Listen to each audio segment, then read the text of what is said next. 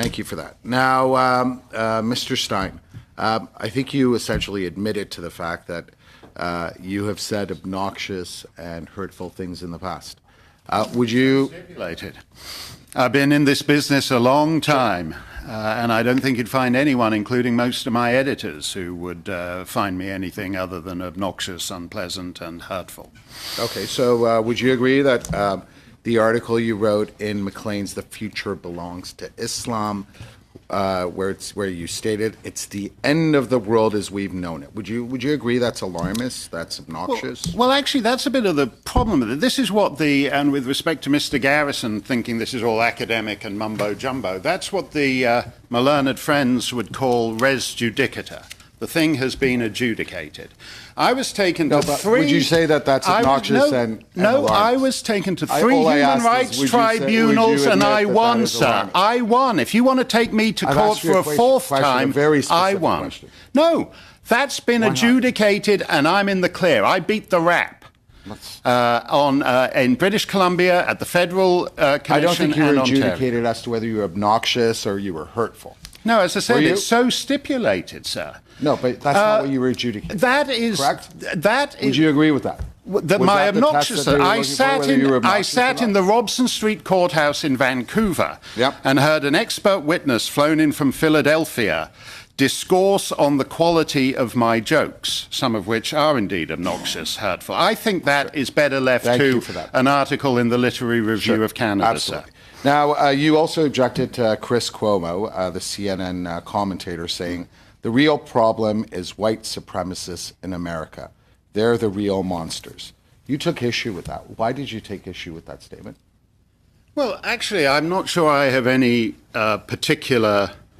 Well, here's the thing. My QC in that case, Julian Porter, also the Prime Minister's QC, he took the position... Could we just stick to Mr. Cuomo's... I'm answering your question. He took the principled position that we had nothing to defend under Canadian law.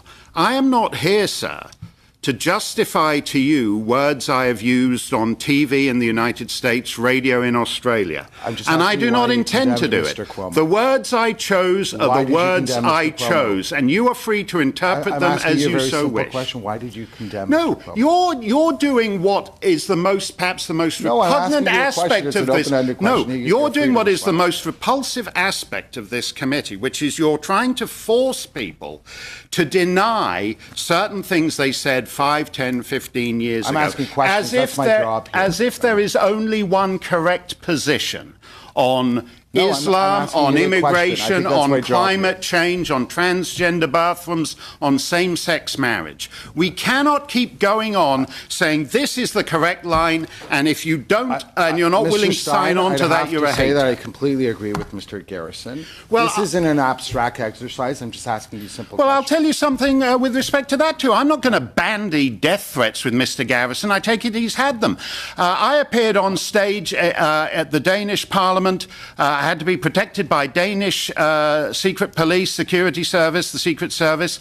The British Foreign Office and the United States Department of State said it was not safe for British nationals or US citizens to go near that event.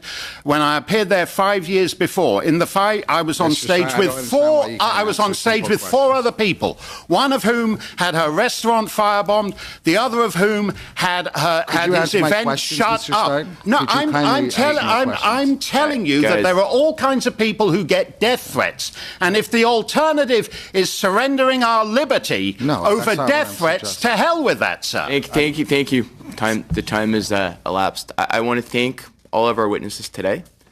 One of the important parts of discourse is that we try to do so reasonably, even if we strongly disagree, and hopefully we continue to do that. I really appreciate very much all of you being